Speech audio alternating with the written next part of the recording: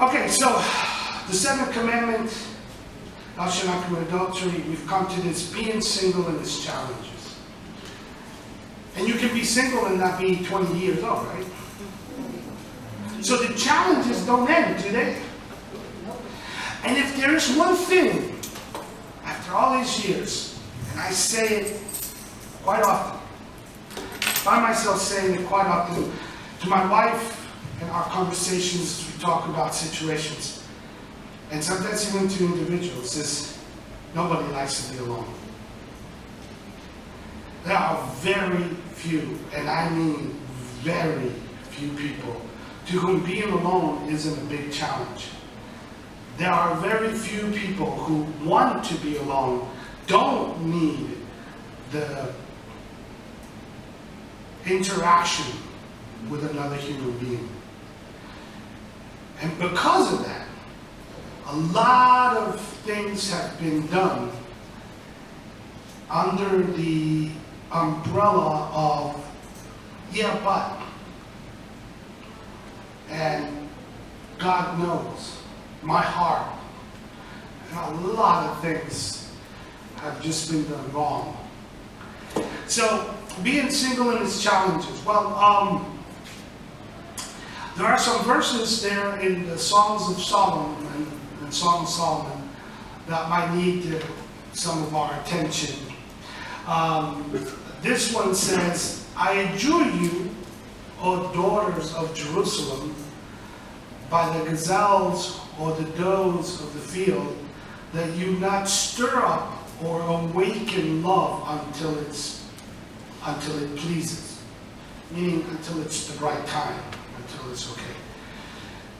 How to not awaken thoughts, emotions, desires, how to not do that. Well, it's a big challenge. And of course, it's information in that does that, all right? When I was a young man, before I got into martial arts, I did so because of television. Well, actually, movies in my day. I grew up during the age of Bruce Lee. Anybody even know who Bruce Lee is? I know. Not all. No, not all. Some people did not raise their hand. So Bruce Lee was an American, a Chinese American who, at a very early age, his parents, they lived in the state of Washington, Seattle, immigrated back, in his case, after being born in the States, they immigrated back to Hong Kong. And there, he got involved in martial arts and eventually became one of the most well-known martial artists. He was the Michael Jordan of martial arts, and he invented his own style.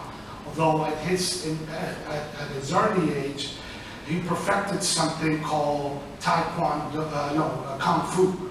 He perfected Kung Fu. But then he invented his own martial art, his own style.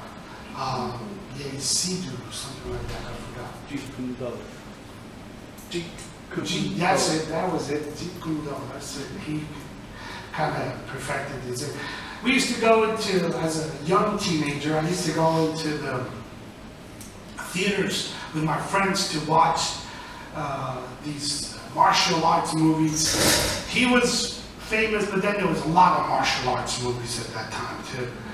And it's funny, we'd come out thinking, whoa, we could do this. These lights are going one at a time. And they've all been on this road. So now I'm wondering if there's a short on this road. Another one is gone. Wasn't this area where we had a lake once before? Right there. Around here. Right there. See the little dot? Yeah. I wonder. So anyway, you come out of the movies and we would think we were, martial artists, And eventually, all of that fed us into joining a martial arts school and so on and so on and so on. What do you think happens when you watch love movies, love stories? Gucci this, Gucci that. Did they tell us, isn't it true that they've told us that a lot of crime comes because of what we watch on TV and what we allow our children. How come nobody tells us that a lot of immorality happens because of what we watch on TV and what we read? That they don't tell us that. It stirs up thoughts. That's what this verse is saying. You know, you not stir up or awaken love until it pleases, until the right time. So when we talk about singleness, we're talking about just being alone at whatever age. All right, now it might not all be relevant, but there is a time and a place for love. Verse 5, until it pleases God. God gives the time and the place for the sexual encounter of love. By the way, we're talking out of, I think it's actually Songs of Solomon 3:5. I think it's I see verse 5, but I think it's 3:5. And the quote is out of 2:7 that is there. So the question is, how do you stay pure, right? By not believing, first of all, Satan's lies. When you talk about thou shalt not commit adultery, I remember as a young student of the Bible, how people put an emphasis to, well, that means when you're not married. You know, when you're married. You know, there's rules and laws once you get married. But that's not what the Bible teaches. The Bible, its language is, it's all kinds of sexual sins. It's just that if you're married, it has, one implication, and it has another implication if you're not. But at the end of the day, it's any sort of fornication of any kind. And the devil's always telling us, above all, that it's okay. He gives us all kinds of why it's okay. Well, you know, like I said, the don'ts get too personal. That's why there are no questions, no one to talk about it. It's personal. Well, I'm going to tell you a little bit about my life. I grew up in a really disturbed family. And you might say, yeah, I did. I was raised in a really confused family. I have 6 sisters. None of them are directly related to me through mother and father, either mother or father. But none. And even my really close sisters, the ones that grew up with me, we don't have the same father. And they don't have the same father. Now, when you're a kid, you don't notice those things. As you grow up, you start adding 1 plus 1 plus 1. And you start asking yourself a lot of questions. I think I have told you that at some point growing up, I finally had the understanding, not the guts, because kids don't need guts. They just ask the question. But I finally put 2 and 2 together, kind of. I said to my mother, how come I don't have my dad's last name? Oh, the other kids have their dad's last name. Why isn't my last name Mora? Why is my last name Gill? I said, there ain't nobody here named Gill. I'm the only Gill in here. Well, that was a very uncomfortable question to ask. And I was too young to understand it. So she lied to me, like most parents do when they get asked uncomfortable questions. But as I grew older and older and older, and I began to investigate my own family, it comes out that for 5 generations, nobody's ever been married when they had kids. They just had kids. And then somewhere along the line, they got married somewhere, and some never got married.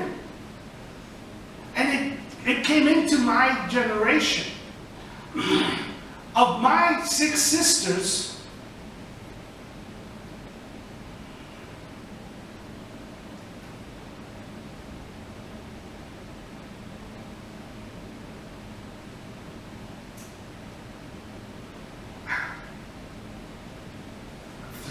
No, we're 6 kids. No, 6 sisters. No, 6 sisters.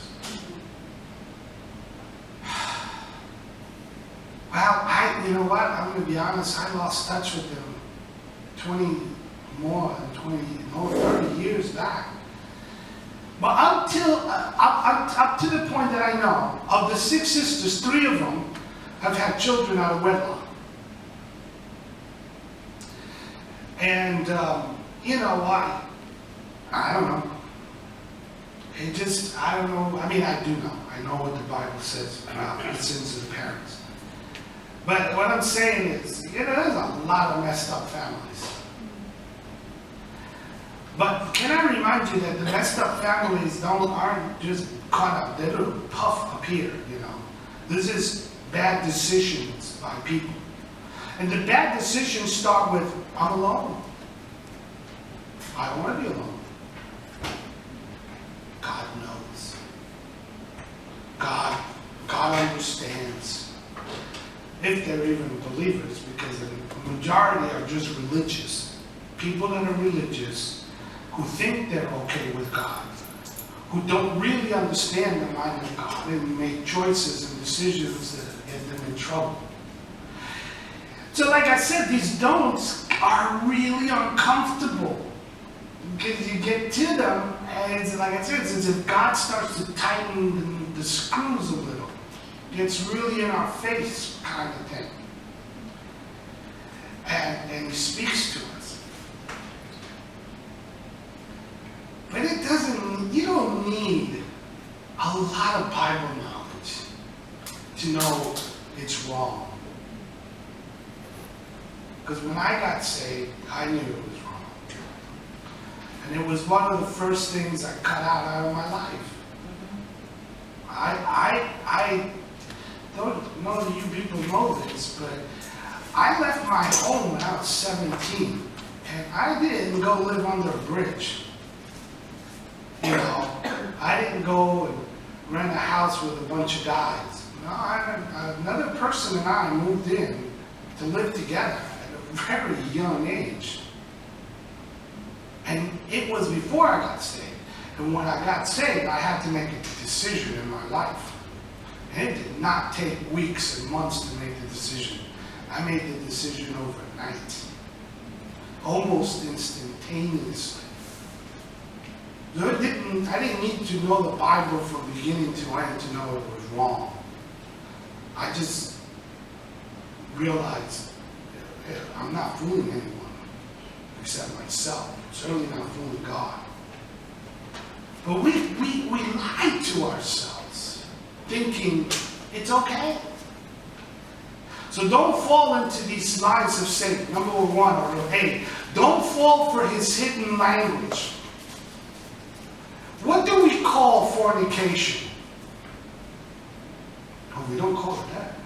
Right? We call it having an affair. We never say, oh, I'm committing adultery. No. I mean, that sounds too harsh. So we'll say, did you know that so-and-so is having an affair?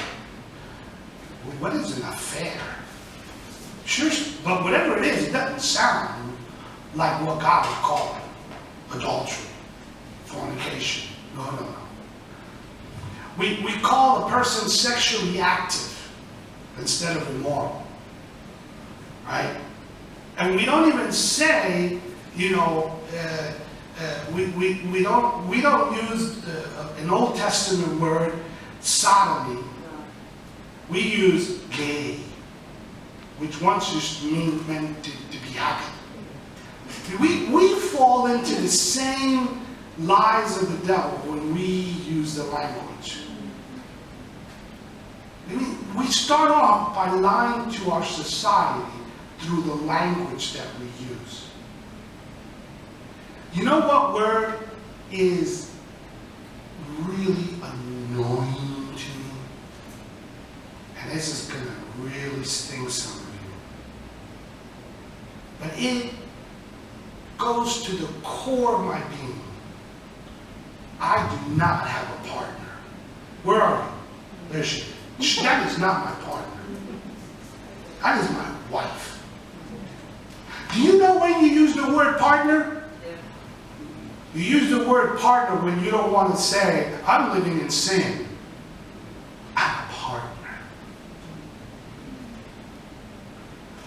And then, when people say that, trust me, I usually have to swallow. Because I want to stop them and say, are you married?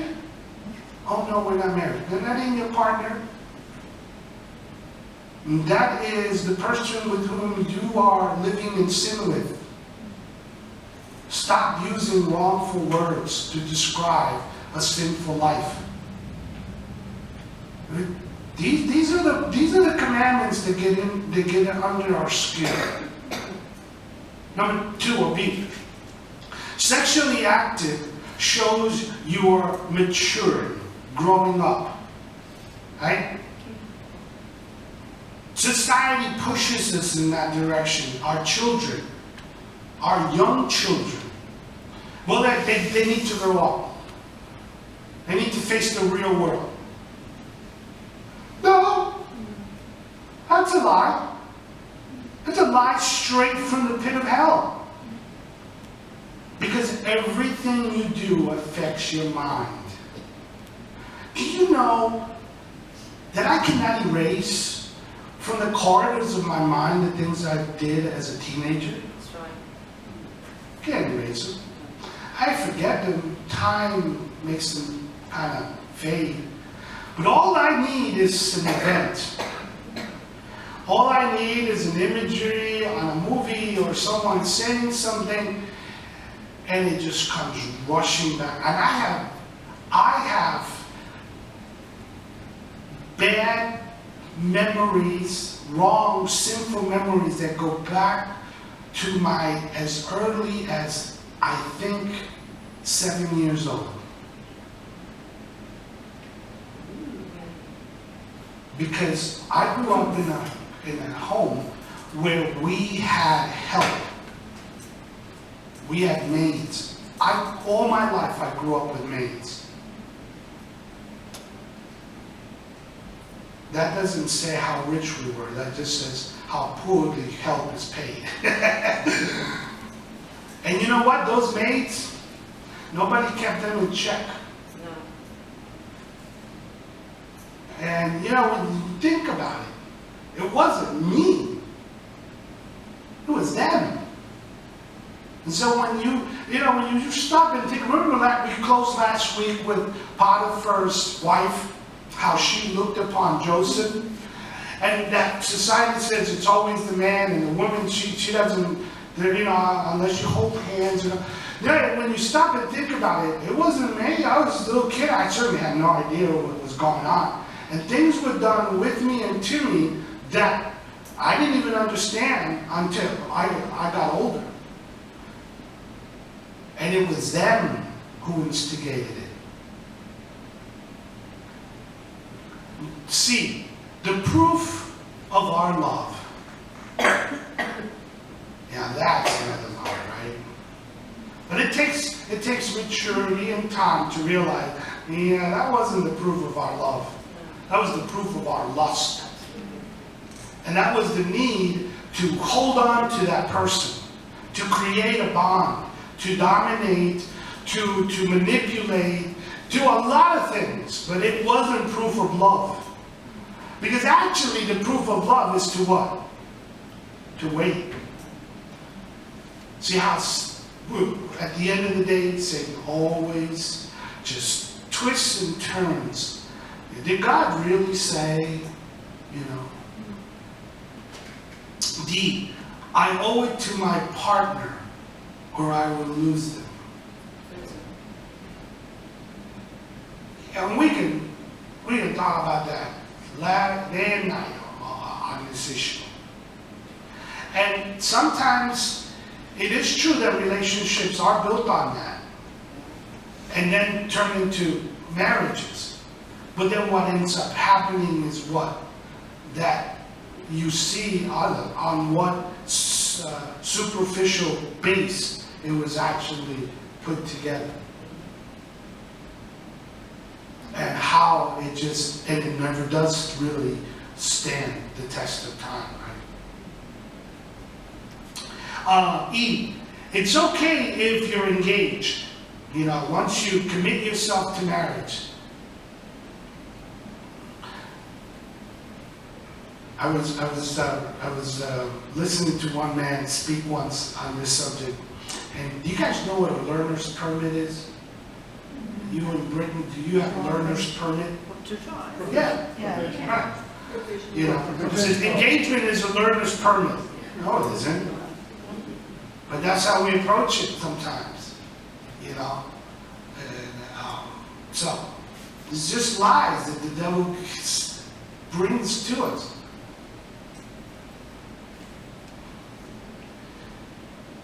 Did I misspell something here? There is another way to look at the word pleading each other before God. As if, you know, God has given us the approval because we love each other.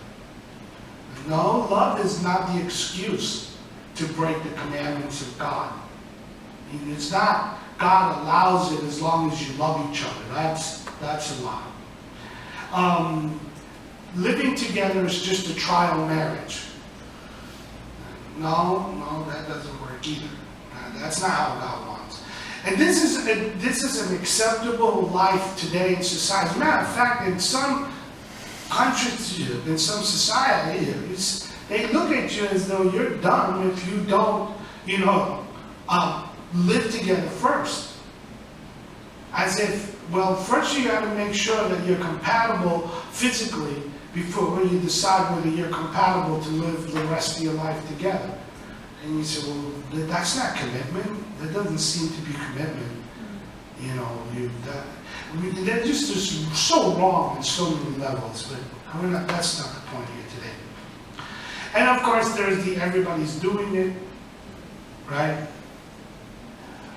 I don't know, like I said to you guys a couple of weeks ago, I don't know if it's just the ignorance of the world in which I grew up once I became a believer or where I lived. Someone had to tell me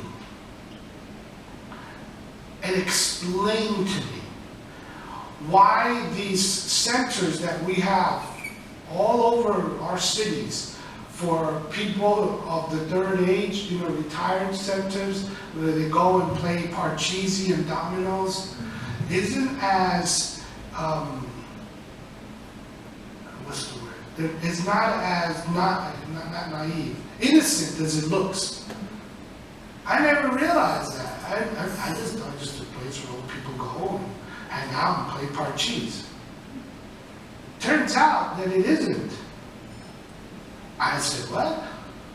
They said, oh man, it can get really messy in those centros of the third age. They call them centros that they set it up. And I think, well, if it's so here, it must be so everywhere else. I mean, this probably can't be just solely to the Spanish culture.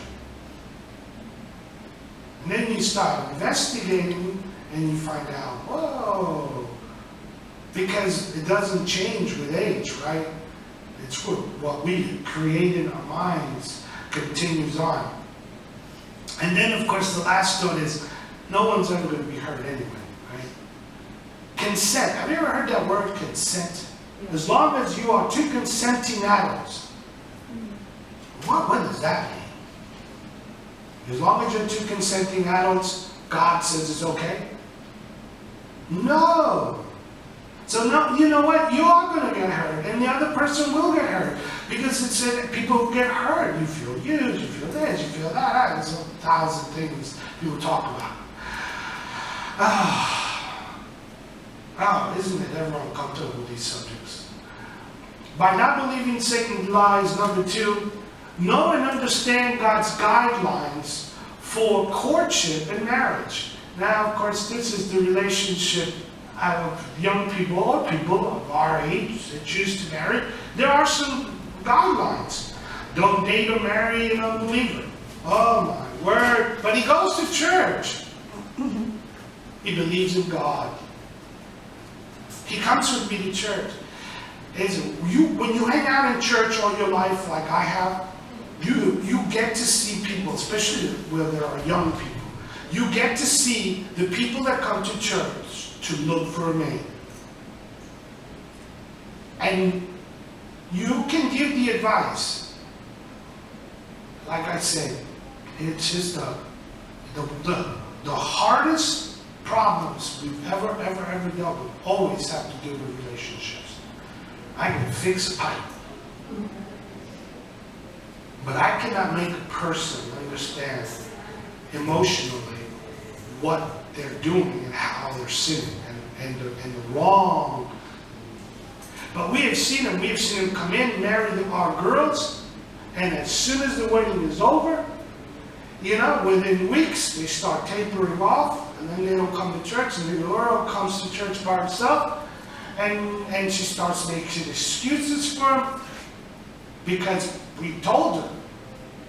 And now she's in a position where, and eventually she leaves because she's embarrassed, because she knows we told her, he's lying to you. Oh no, he's not. No, he loves God. My sister, one of my sisters, we'll just leave it at that. So she introduced me to a young man that she was dating and was going to marry. And she already had one child out of wedlock with somebody else. And she introduced me to him, and she said, we're going to get married. And he wasn't a believer. And she was, I believe she was. I mean, in time, it proved that she really did know the Lord. But nobody wants to be alone. She didn't want to be a single mother, Oh, if I don't have a man in my life, I'm going to die. The whole thing. And I don't know why. I looked at her and I said, are you expecting? She dropped her head.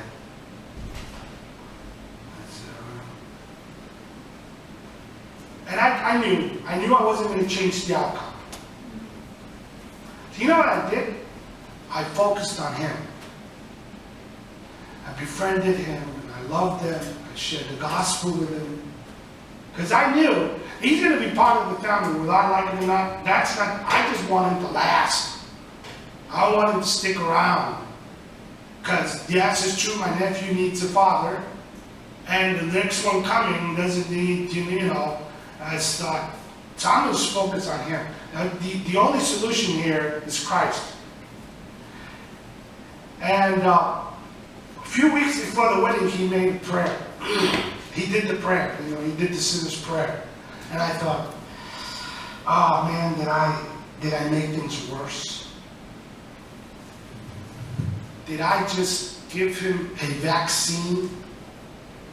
A religious vaccine. Now he's vaccinated to religion, and he could say, no, I got my vaccine. I did the prayer. I'm a Christian.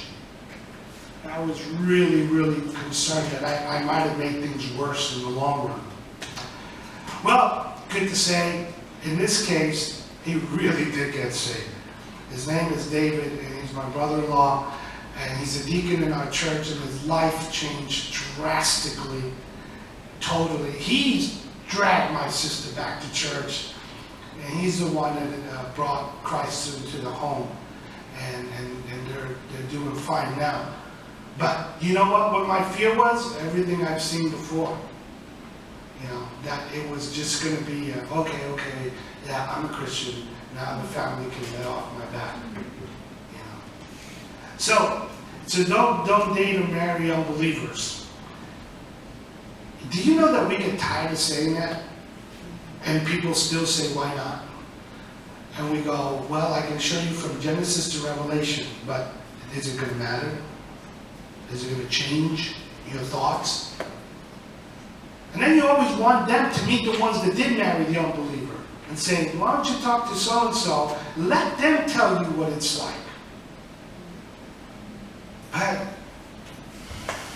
you'd be surprised how difficult this situation really is in the life of a minister. It is not an easy situation. And then when you have to live it in with your own family, you guys know the stories of my own kids and our Bianca. I mean, what do you do? It's proof that you can talk to you blue in the face, but at the end of the day, the heart is deceitful above all things, desperately wicked, and no one really knows it. We can lie to ourselves all day long. Do you know what missionary dating is? That's when an unsaved person dates another person that is not saved and says, I'm going to win them to Jesus. We call that missionary dating. That doesn't work. Well, I guess it has at some points, but it doesn't really work for the most part. Or I'll marry him now and he'll get reformed later. All right, ladies, you tell us, how well is that at changing your husband? Now, my wife's still trying poker. No, she doesn't. No, she gave up on that. She realized, yeah, you can't change. I can't change them. You can't change your husband. You can't change your wife. You don't marry now and reform later.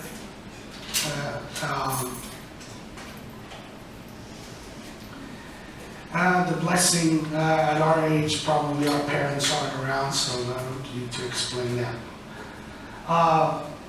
Don't stir up those feelings that are going to take you down the wrong path. Don't stir up those feelings. Proverbs 7:22. Someone can read that, and then 1 Corinthians 7:1. It's an interesting passage. It's been used in a lot of ways, but we'll read it anyway. Proverbs 7:22, and then 1 Corinthians 7:1.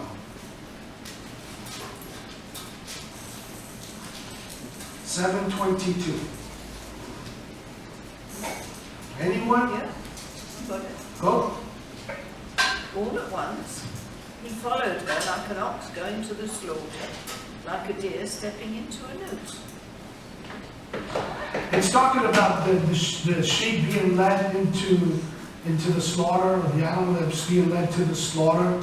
You know, you just sort of, you don't realize that the stirring up of the feelings. You just kind of being led into a bad place. 1 Corinthians 7:1. Does anyone have it? Now, concerning the matters about which you wrote, it is good for a man not to have sexual relations with a woman. Yeah, it's just a good thing not to do. Right? Actually, that is that the living? Which Now, one's what's the ESV?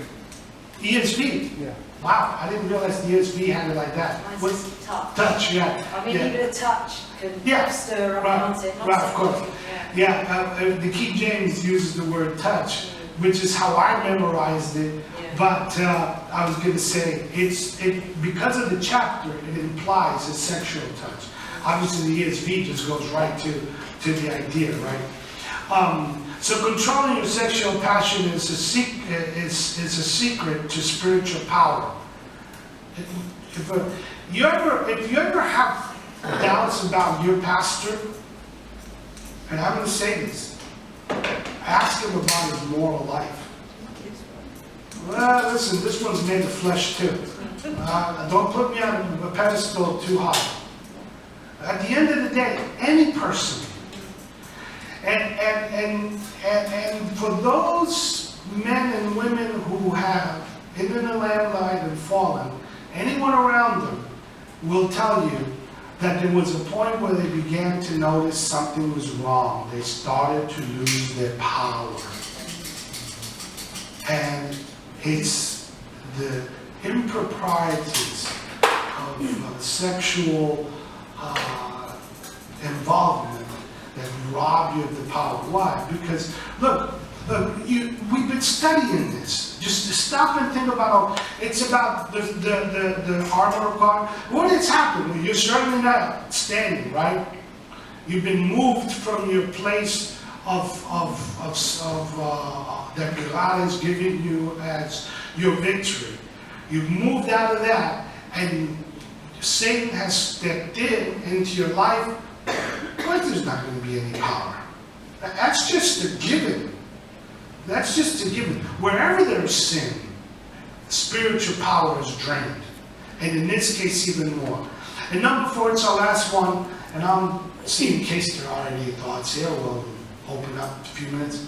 How to find God's partner for you. Now, as a believer, even as a believer, this is a difficult thought. There's a lot of schools on that. I think I even mentioned, was I speaking to the Spanish? You know, I forget who I talked to now, when it's the Spanish church. Did we talk about the will of God? No, the will of God. Punto. That's it. Stop. Full stop. But we did in the Spanish church. Oh, you weren't there last Sunday night. I think it was the Spanish church. Okay. So, you know, finding the will of God as a man. Now, you want to, how do you do that? You know, number 1. Number 2, is there one person, like in eternity past, before there was a heaven, an earth, you know, before Adam and Eve, did God say, Don and Margaret, you must find each other? Because my will is that you two find each other. Is that how it works?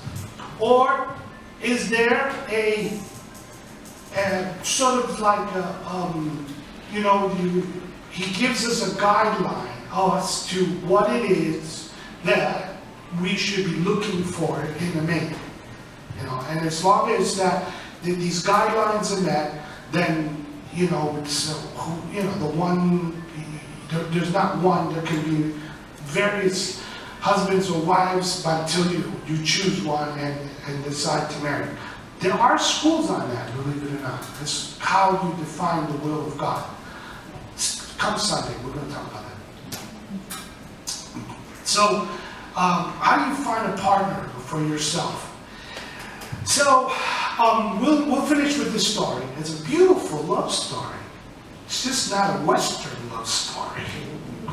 But it is a beautiful love story. It's when Abraham wants a wife for Isaac. Okay? Now in our culture, we do the picking. In an Eastern culture, and other, not just Eastern, but Eastern anywhere east of Europe, they choose for you. Even in the Orthodox Church, some really Orthodox families, really strong Orthodox, Greek Orthodox, they choose for their family, for their kids, their mates. This is a very Western way of thinking. In other cultures, most cultures, they tell you who to marry. So anyway, so this is Abraham.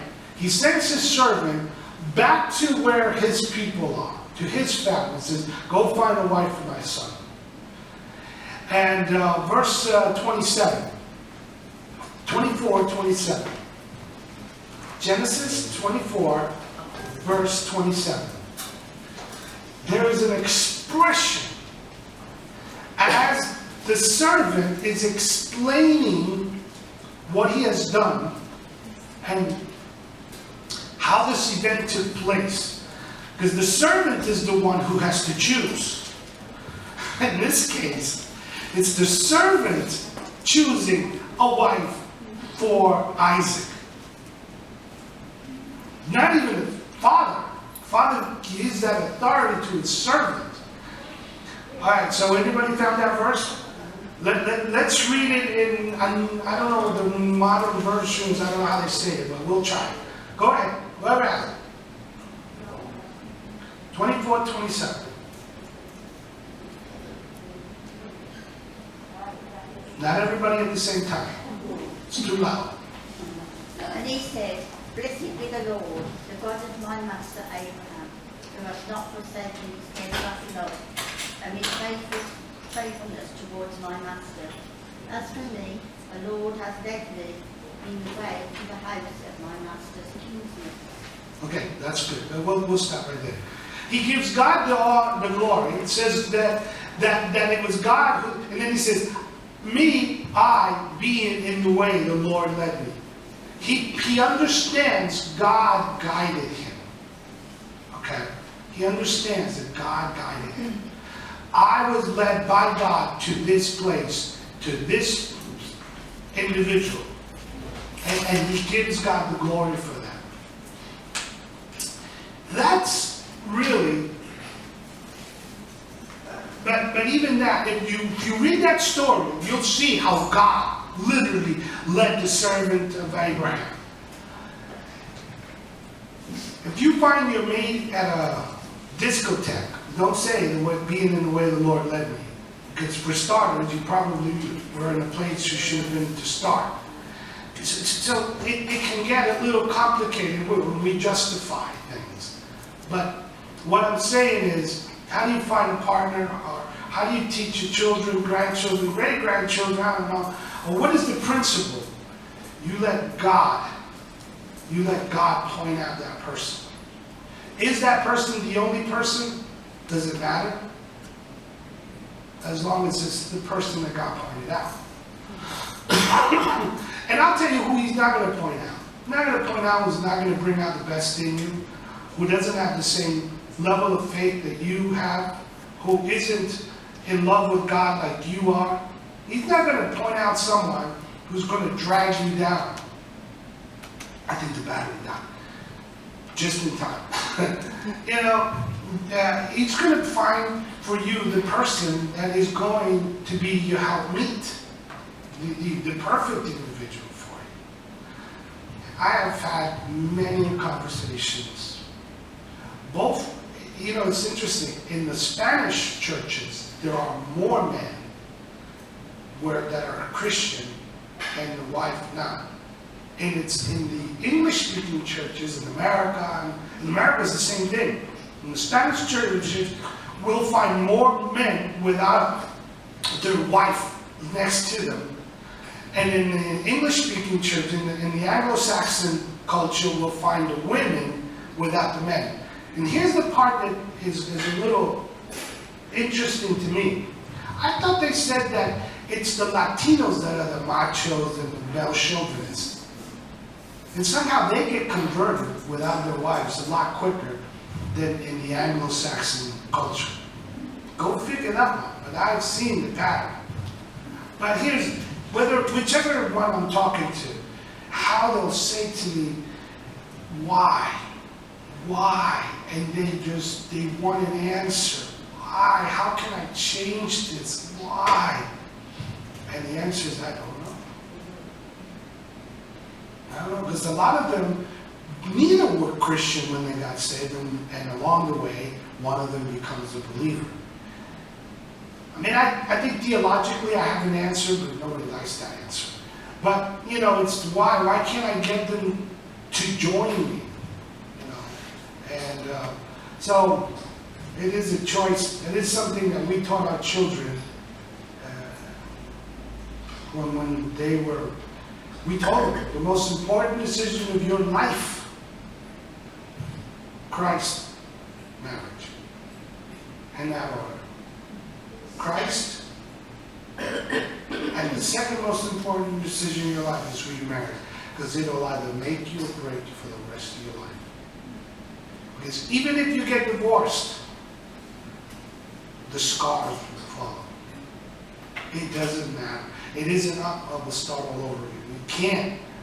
There's always going to be a trauma associated to that event. So thou shalt not commit adultery goes a little further, doesn't it? It gets a little scarier. It gets really personal. So, we're done. Any questions? I was just thinking about, we said about repercussions, the last aspect of it. When we look at the Bible, we see King David. The Bible says he was a man after God's own heart. But we know what he did. And God forgave him. But what he didn't take away was the consequences of the actions. He lived with the consequence. There was trouble in his household from that time onwards. So again, yes, God can forgive whatever we do. But you live with the consequences. And that, as well, is another aspect of thinking about why you do start right at the very beginning. There is, I think I've even spoken to you people. The original guy who did all the woodwork in this church, who had built a smaller platform. Remember, we expanded the platform. But the original guy who did all the woodwork, well, what was behind that? There's nothing. Oh, he made those boards, those dividers, and the stage. And remember, we had wood around the things.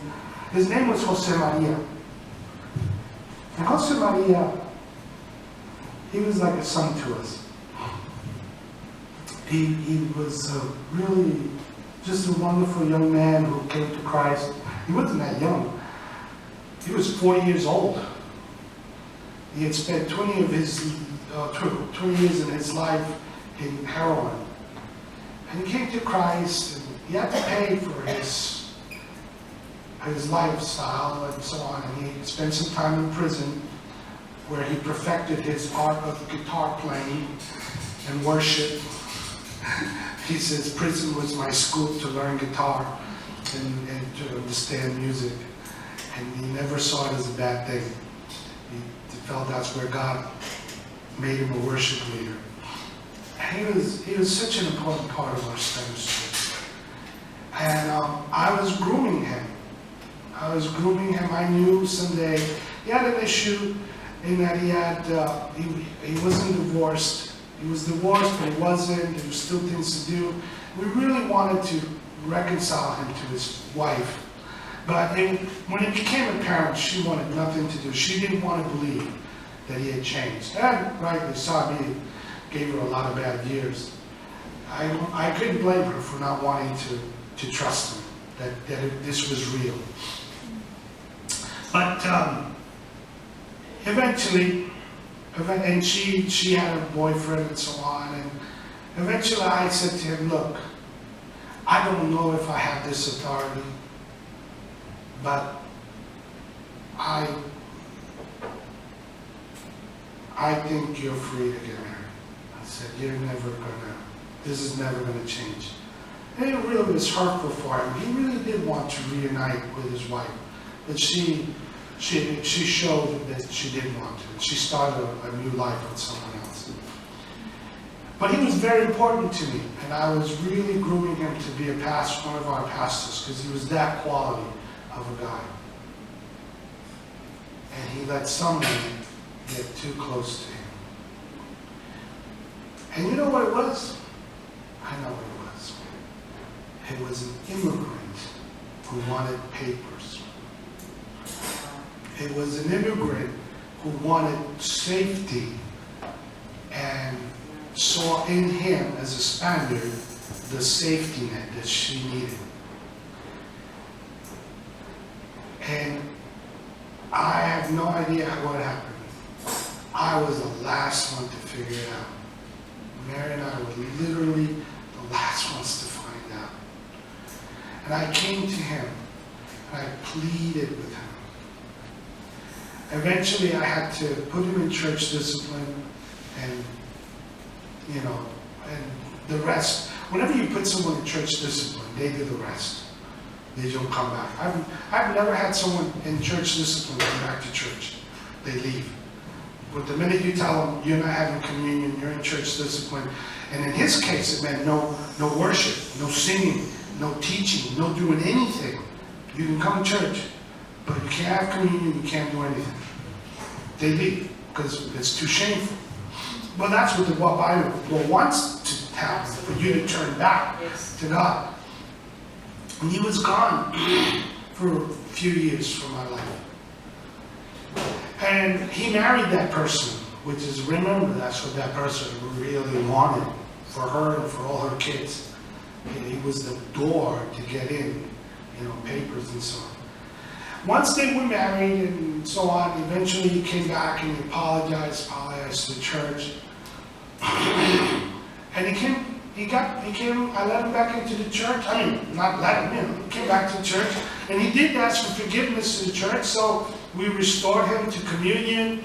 And it took a while, but I started little by little letting his wife die of cancer. And I thought, just thoughts that run through your mind. but you can't really say anything because, you know, you'll be seen as, oh! And she didn't go well. She didn't really go well. But anyway, she died. Well, that you're a widow, it's fine. You're free to remarry, right? Can you believe he did it again? Again with an immigrant. Same thing. Maybe he fell for the whole thing all over again. And again, I didn't find out. We were the last to find out. And I went to him and said, are you kidding me? I mean, I literally had to hold I had to stick my hands in my pocket. Because I wanted a deck. But I could not understand it. Well, I'll make the story really short. He died. Do you want to talk to him? If I need to, if not, I don't need to. He looks like a very capable guy.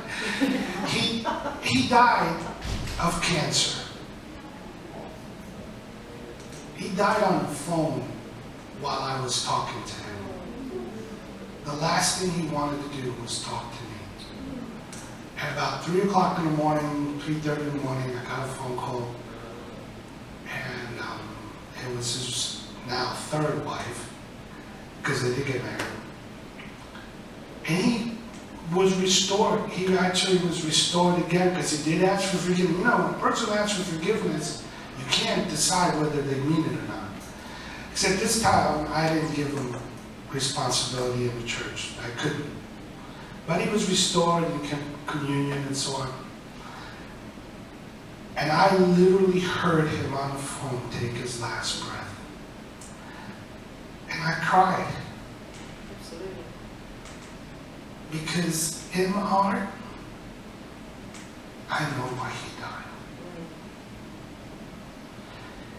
Between the first event and the second event, or the first event and his death, must have been about 6 years. It was quick. I mean, from the time he did it wrong to the time he died and all the other drama in between. He was diagnosed with cancer, I think it was December, and he died in March. I never said anything to his children or to his widow or to all the people around him, but Mary and I looked at her and I said, I know why we lost so many.